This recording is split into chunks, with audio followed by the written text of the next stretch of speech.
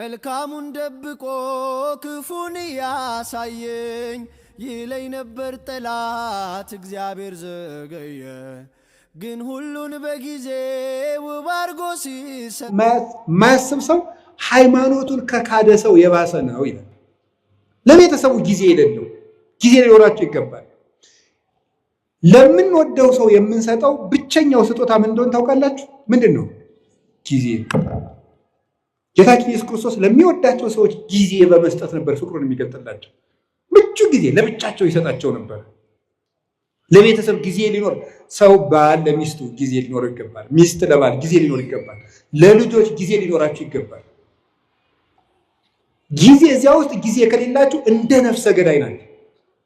ለቤተሰብ ጊዜ የሌለው ሰው፣ ለእናቱ ጊዜ የሌለው፣ ለአባቱ ጊዜ የሌለው፣ ለዘመዶቹ ጊዜ የሌለው አውቁ ጊዜ የለም። ለማንም ጊዜ አይሰጥም ሰው።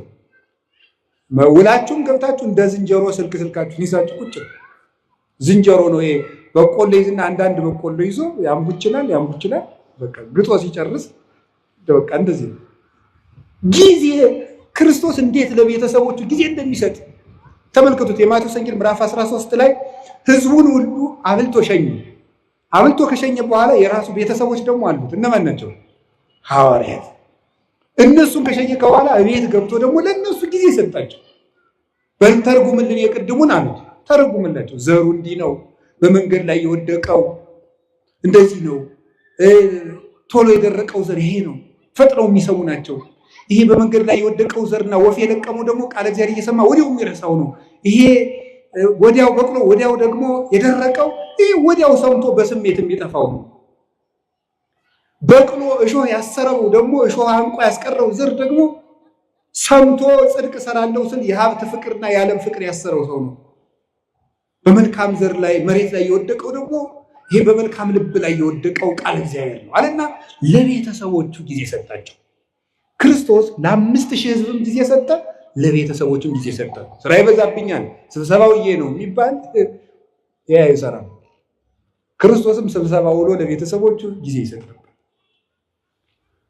ብቻቸውን ማውራት ለሚፈልጉ ጊዜ ይሰጣቸው ነበረ ጌታችን ኢየሱስ ክርስቶስ። ዮሐንስ ወንጌል ምዕራፍ 4 ላይ ያቺ ውሃ ቀጅ ሴት ጊዜ ያስፈልጋት ነበር። ጌታ ምን ያደርጋት? ጊዜ ሰጣት። ለዚያው ምቹ ጊዜ። ከሰው መሃል ብታወራ የምታፍርበት ገመና ስለነበራት በስልት ሐዋርያት በራባቸው ሰዓት፣ እሷም ደግሞ ውሃ ለመቅዳት በምትመጣበት ሰዓት ሐዋርያትን ሂዱና ምሳ ገዝታችሁ ከተማ ነው አለ። እሷ ደግሞ የምትመጣው ያው ስታገባ ቶሎ ስለሚሞትባት ይቺ ነፍሰ ገዳይ የተባለች ሴቶች ውሃ ሲቀዱ ስለሚሰድቧት በእስራኤል ውሃ ቀዳዱ እንደኛ ስለሆነ ሴቶች ሁሉ ውሃ ቀድተው ቤታቸው ቁጭ ሲሉ በቀትር እሷ ልትቀዳ ሄደች። በምቹ ሰዓት ክርስቶስ ጊዜ ሰጣት። በቀትር ሰዓት ወጓን ሁሉ አዳመጣት። በደንብ አድርጎ ነው ያዳመጣት። እንዴው ይቅርብ እናንተ አሁን በቀትር ሰዓት ፀሐይ የመታችሁ እንኳን ክርስቶስ ያን ያህል አምላክ እንዴው ትልቅ ሰው ሆኖ ታዳምጣላችሁ። ጌታ ምቹ ጊዜ ሰጥቶ አዳመጣት። ስለዚህ ጊዜ ስለሰጣት እሷም ልቧን ለሱ ሰጠች። ጊዜ መስጠት ጌታችን ኢየሱስ ክርስቶስ ለብዙዎቹ ነበር ጊዜ። ትልቅ ሰው ነኝ አይል፣ አምላክ ነኝ አይል፣ ለሁሉ ሰው ቆሞ የመቆየት እድል ይሰጣቸው ነበር። የማቴዎስ ወንጌል ምዕራፍ 9 ላይ ስታዩ 2 ዕውሮች ነበሩ።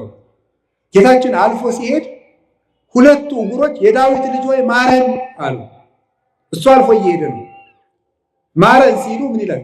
ማቴዎስ ወንጌል ምዕራፍ 9 ላይ ስታነቡ ምን ይላል? ወደ ቤትም በገባ ጊዜ 2 ዕውሮች መጡ ይላል። ወደ ቤትም በገባ ጊዜ የሚለው ለምንድን ነው የተጻፈው? መጽሐፍ ቅዱስ ላይ ዝም ብሎ የሚጻፍ ቃል የለም። ሊቃውንቱ ሲተረጉሙት ምን ይላሉ? ዕውሮች ናቸው ሩጠው እንዳይደርሱበትና ከቤት ገብቶ ቆያቸው ይላል። ይህን ጊዜ መስጠት። ሩጠው እንደማይደርሱ ያውቃሉ፣ አይነ ስውሮች ናቸው። ስለዚህ እስከሚመጡ ድረስ ጊዜ ሰጣቸው፣ ቆያቸው። ይሄንን ሊቃውንተ ቤተክርስቲያን ምን ብለው ይተረጉሙና መንገድ ላይ ያሉት ደግሞ ምን ይላሉ?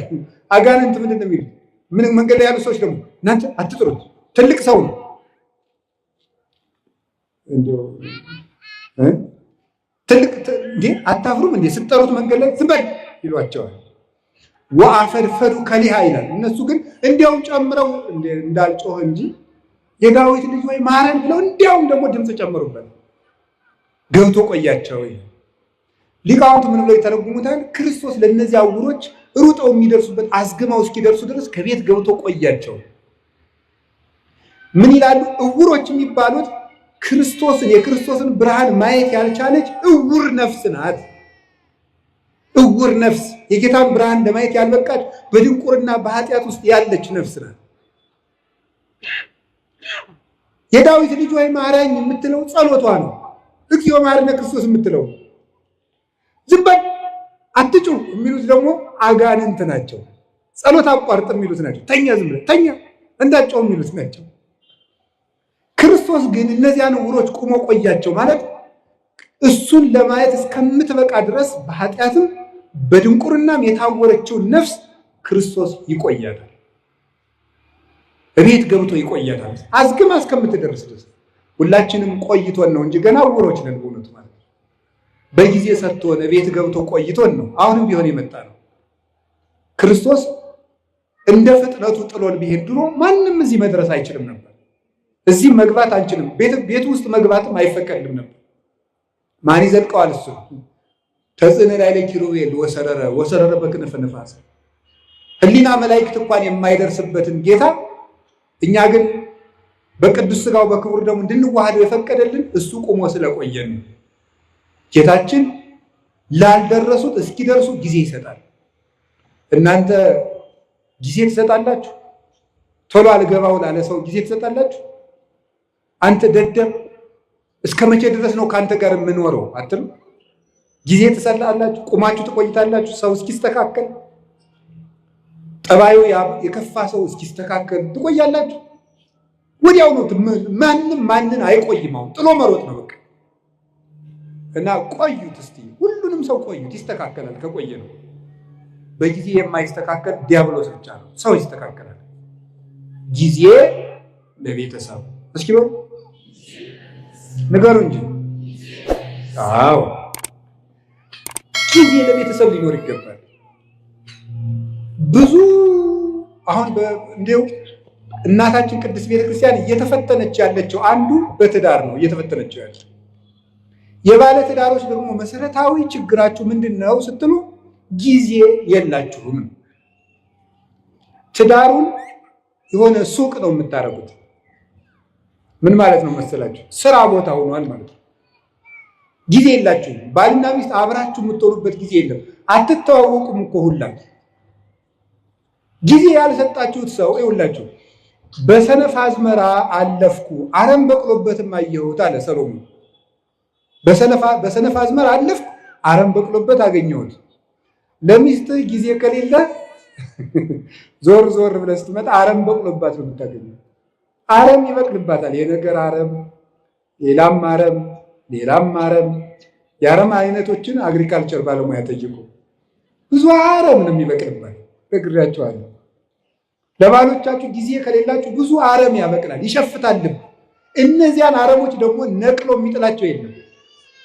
አረሙን እንነቅላለን ስትሉስ እንዲሁን ትነቅሉብኛላችሁ እንዳለ ጌታ በዚያችሁ ትንሽ ችግር በበቀለችው አረም በአመል መግፋት ስትጨቃጨቁ ራሱን ማጣትም ይመጣል። ስለዚህ ጊዜ ይኖራችሁ። እኔ እውነቴን ነው። ስለ እግዚአብሔር ብላችሁ ለልጆቻችሁ ጊዜ ስጡ። ጌታችን ኢየሱስ ክርስቶስ ለሕፃናት ጊዜ እንደሰጣቸው ታስታውሳላችሁ። የማቴዎስ ወንጌል ምዕራፍ 18 ላይ ሕፃናት ወደ እኔ እንዲመጡ አትከልክሉ፣ አቅፎ አስተምሮባቸዋል። እየታቀፈ በዚህ በትከሻው እየመጡ ዙሪያውን እየከበቡ ለሕፃናት ጊዜ ነበረው። ለልጆች ጊዜ ያስፈልጋል። ለጎረቤት ጊዜ ያስፈልጋል። አላችሁ? አሁን ለጎረቤት ጊዜ አላችሁ? አሁን እንደው መችስ ሰለጠን ተብሎ ጎረቤትም አይጠያየቅም። የጎረቤት ልጅ መቆጣትም ቀርቷል። እኛ ልጁንን በእውነት እግዚአብሔር በሚያውቀው አሁንም ገና አላደግንም። በርግጥ ጎረቤት ነው እየቀጣ ያሳደገን። ዋስ ጠርተን ነው ስናጠፋ የጎረቤት ሰውዬ መጥቶ ዋስ አስጠርቶንም የሚለቀን ማለት ነው። ቢገርፈን ኧረ አየዋ ገሌ ገረፈን ብለን ለእናት አባታችን ብንናገር ደግ አረገ ነው የምንባል። የኔን ልጅ ነካ እንባል። በምን ምክንያት የመጣው ተብሎም አይጠየቅም። ኃላፊነት አለው በልጆች ላይ። ለጎረቤት ጊዜ አላቸው ወይ? የሉቃስ ወንጌል ምዕራፍ 15 ላይ ልጁ የጠፋው ልጅ ሲመጣ ጎረቤቶቹን ጠራ። ይሄ እኮ ሰም አለው እኮ ሰም አልባ ወርቅ የለም። ጎረቤቶቹን ጠራ የሚለው ለጎረቤትም ክብር እንዲኖር ነው። ጌታችን ኢየሱስ ክርስቶስ መላእክትን በጎረቤት መስሎ ነው። አዳምና ልጆቹን ደግሞ በጠፋ ልጅ መስሎ ነው ያስተማረ። ጎረቤትን መጠራራት፣ ለጎረቤት ጊዜ መስጠት። ምን እየሆኑ ነው? እየበሉ ነው? እየጠጡ ነው? እንዴ የኛ ገር ገበሬ እኮ ሲተርት ሰምታችሁታል? አታጣልፈኝ አለች ጉንጫቸር ይላል። እዚያ ማዶ ቤት ሲቃጠላሉ ውሃ ውስጡን አታጣልፈኝ አታጣልፈኝ አለች አሉ። እንዴ አንቺ ውሃ ውስጥ አይደል ያለሽ እንዴ እሳቱ የት ያገኝሻል ሲሏት አሉ። እሳቱ አልጠፋ ቃል እየቀዱ ውሃው ሲወስዱ ውሃው ሲያልቅ የነሱ ወስደው መጨመራቸው ይቀራል። ምን ማለት መሰላችሁ? የነፍሱ ቢቀር ድሃ ጦም ማደሩን ካላያችሁት ችግር ነው። የነፍሱም ይቅር የተጎዳ ሰው በግ ከደነበረ የሰው ልጅ ከመረረ አይመለስም ተብሏል። ከመረረው ድሃም ቢሆን ሰብሮ ይበላል። ዘግቼ እበላለሁ ስትል ስለዚህ ጎረቤት ምንድን ነው የሚሰራ? እርቦታል፣ ጠምቶታል፣ ተጣልተዋል፣ ፍቅር ናቸው፣ ታማዋል፣ አርጅተዋል፣ ጧሪ ያላቸው። ለጎረቤት ጊዜ ሊሰጠው ይገባል። ጊዜ ለቤተሰብ ስጡ። ያላደመጣችሁት አንደበት ሸፍቶ ታገኙታላችሁ። ጆሮ መስጠት ይገባል። ከቃሉ ጋር ናችሁ።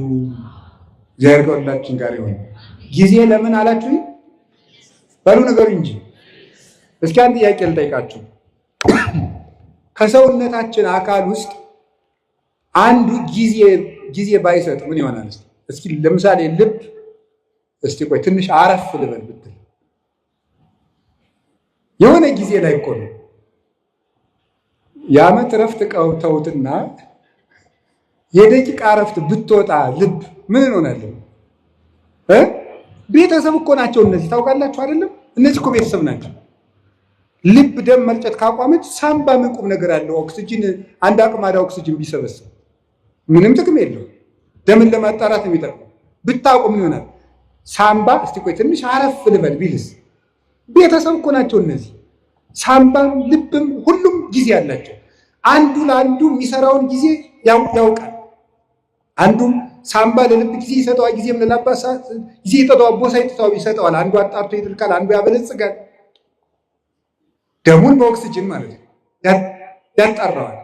እንዲሁ ነው። ተጋግዘው እኮ ነው ቤተሰቡ በሰላም የሚኖር። ይሄ እኮ ሰውነታችን ቤተሰብ ነው። አታውቀው? ቤተሰብ እኮ ነው። እዚህ ውስጥ የሚራወጥ ስንት ስራ ነው ያለው። አሁን እግራችን እሾህ ቢወጋው ምንድን ነው የሚያደርጉ? እኔ ጠይቄ ነው ሐኪም አላውቅም።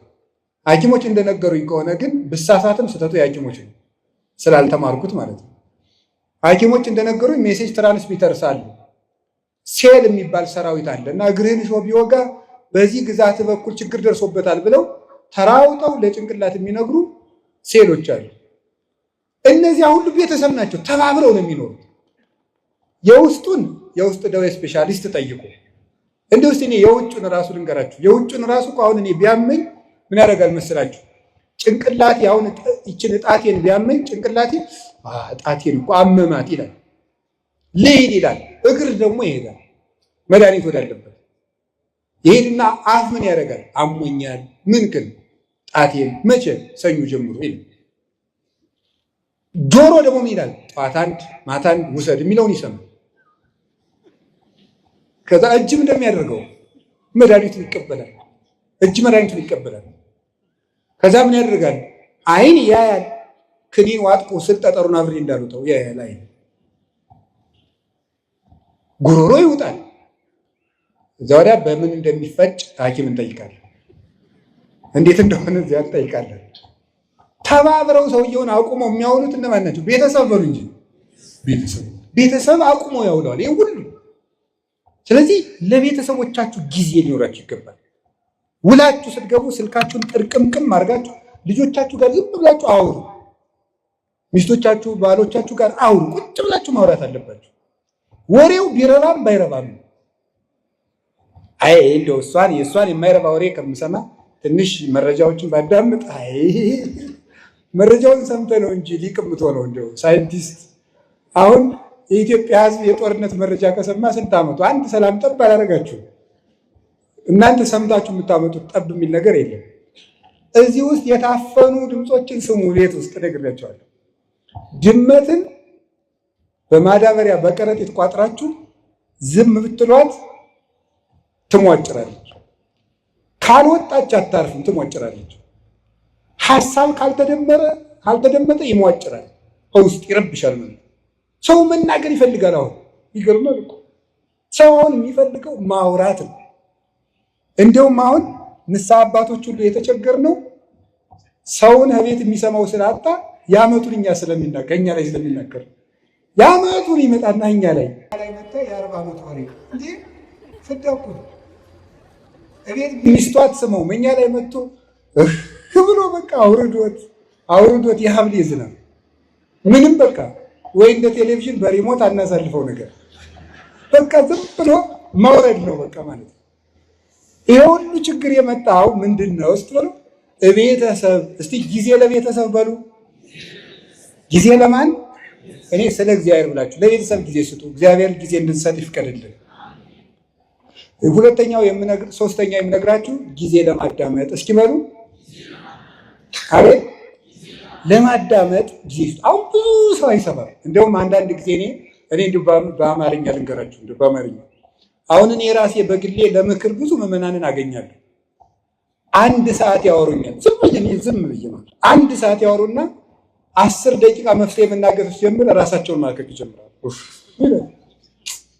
ታሟል እኮ ሰው በጣም ታሟል። እንደው እናቴ መናገር ነው የሚፈልገው። በቃ ተናግሮ ብቻ መሄድ። እንደው አንዳንድ ጊዜ 2-3 ሰውም ታዝብ ያውቃሉ። ተናግሮ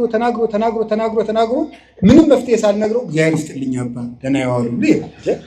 እኔ ምን አድርጌለት ነው ይዘው የሚመረቀኝ? ለምንድን ነው ስትሉ ሰው የሚናገርበት ሜዳ አጥቷል ነው የሚናገርበት ሜዳ አጥቷል። ስለዚህ አዳምጡት እና ማዳመጥ ጀምሩ። እግዚአብሔር ስንት ጆሮ ነው የሰጠን? ንገሩኝ እንጂ ስንት አፍ ነው የሰጠን?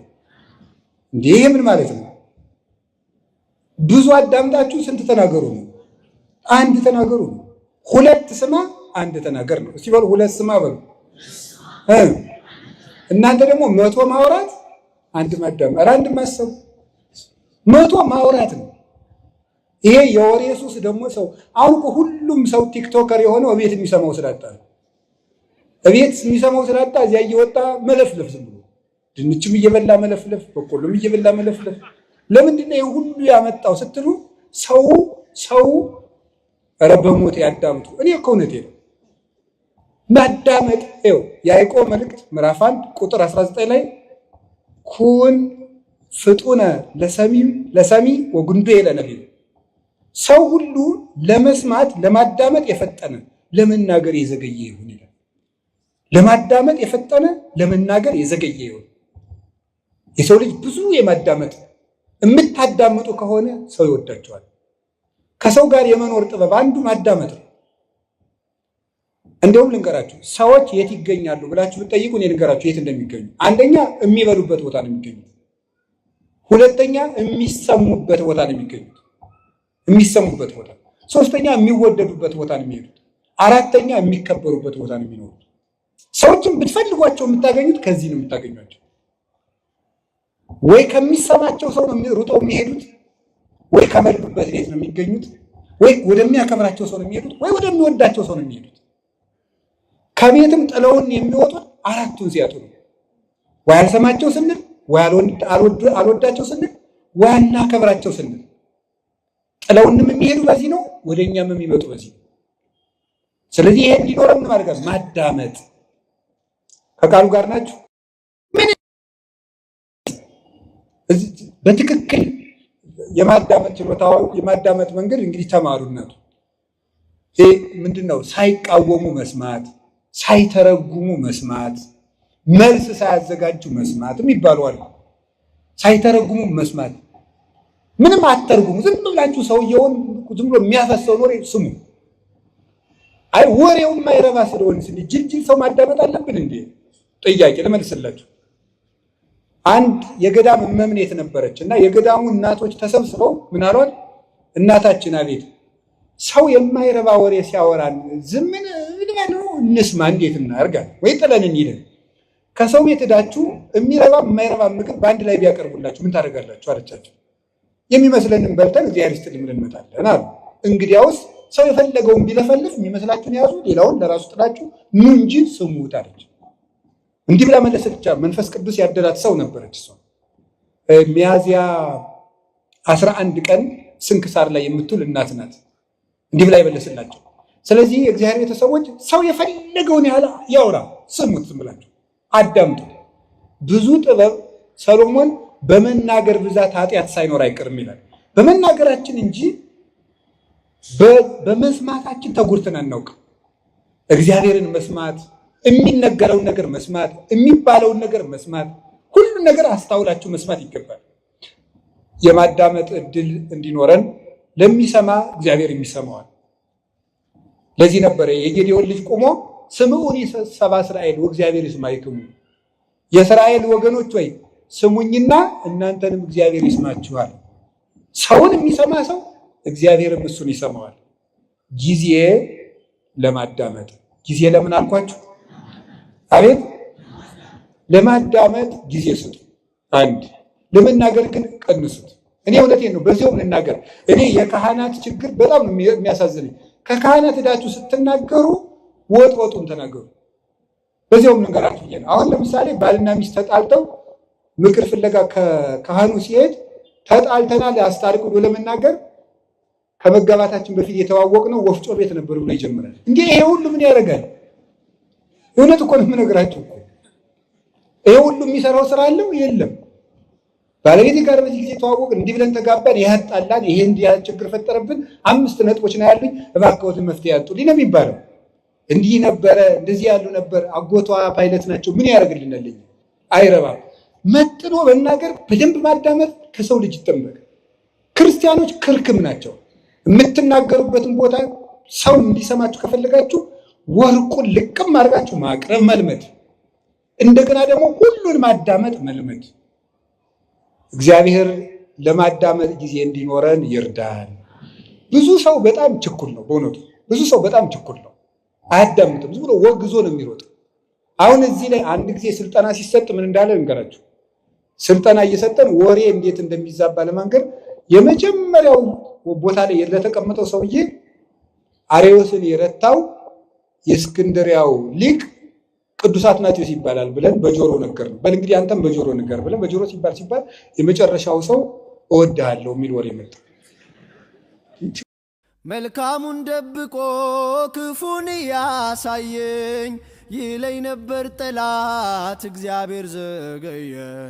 ግን ሁሉን በጊዜ ውብ አድርጎ ሲሰራ አፍሯል ለዘላለም ድንቆት የእርሱ ስራ። አፍሯል ለዘላለም ድንቆት የእርሱ ስራ። እንዲህ በ4 ነጥብ ሊዘጋ ምዕራፉ እግዚአብሔር ሊያሸንፍ